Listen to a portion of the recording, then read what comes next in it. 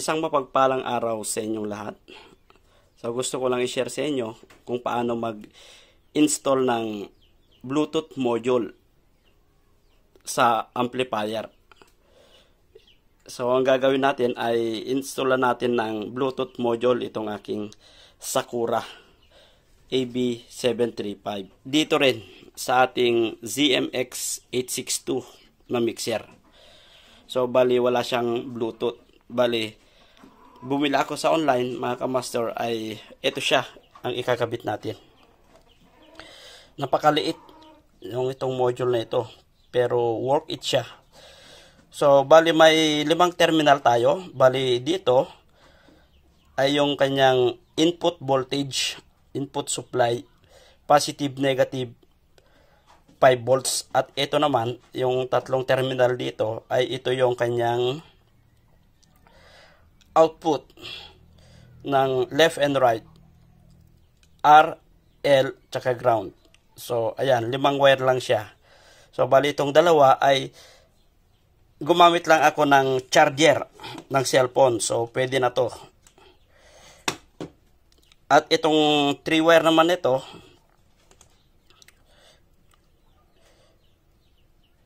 ay papunta ito sa ating mixer. Kung wala kayong mixer, pwede rin sa input ng amplifier ninyo. So nahinang ko na, ito siya. At gumamit ako ng dalawang RCA. Ito yung kanyang left and right. So itetesting lang natin. So bali, ang pangalan pala yung kanyang Bluetooth ay 5.0 BT Music. So mamaya makikita natin yan. So ganito lang mag-install. So gumamit tayo ng dalawang RCA.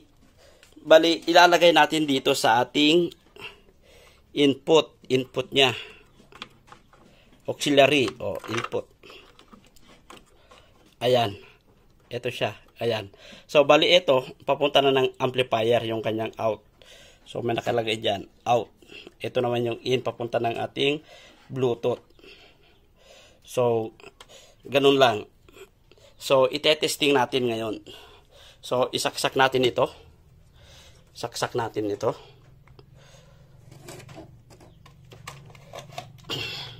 Ayan, bali, nakasaksak na siya, mga kamaster. So, ayan. Ito na siya. May 5 volts na siya dito sa ating input. Sa bat and ground. Bali, yan yung ang kanyang 5 volts. Input supply, DC. So, ayan siya.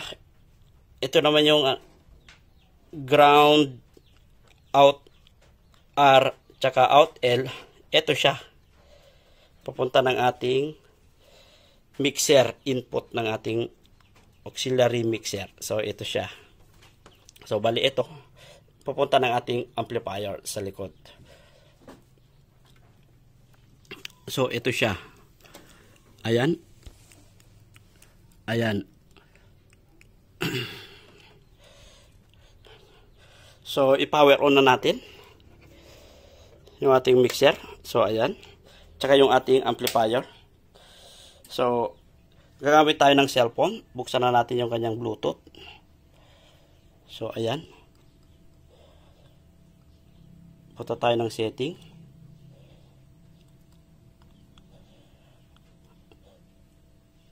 Connected device. Punta na tayo ng connection. So, naka-open na yung Bluetooth natin. So, bali ito siya. Tulad ng sinabi ko, nasa likod ng kanyang module yung pangalan ng Bluetooth, 5.0 BT Music. So ito siya mga kamaster. Ayan. Ayan, 5.0 BT Music. So click lang natin to para mag-pair siya. Ayan. Okay na. So connected na siya. So bali, hanap tayo ng music.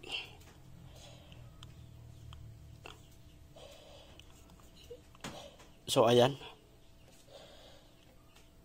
So ayan. Gumagana na siya.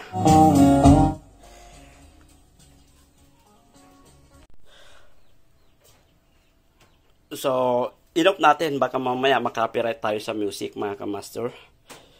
So, ganun lang kadali, mga kamaster. Pag walang Bluetooth, yung inyong amplifier, ay bibili lang kayo nito, mga kamaster. So, mura lang siya sa online. Napakaliit na module, pero worth it siya. 100% working siya, mga kamaster.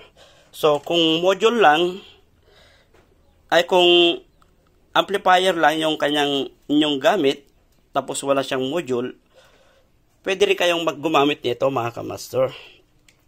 So, bali ang gagawin ninyo, ay ito lang siya. Tanggalin niyo dito sa kanyang mixer. Ayan. Tapos, dito nyo lang ilalagay. Ito.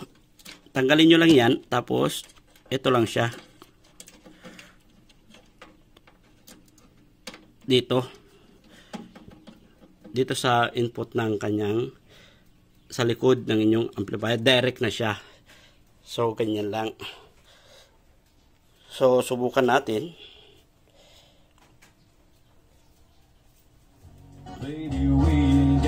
So, yun. So, napakaganda itong maliit na module na ito, mga kamaster. Ito siya. Universal module. Bluetooth. Napakaganda gamitin. Kahit saan, pwede nating ilagay. So, napakamura lang to, mga kamaster. So, yun lang, mga kamaster. Sana nagkaroon kayo ng munting idea dito sa aking munting video.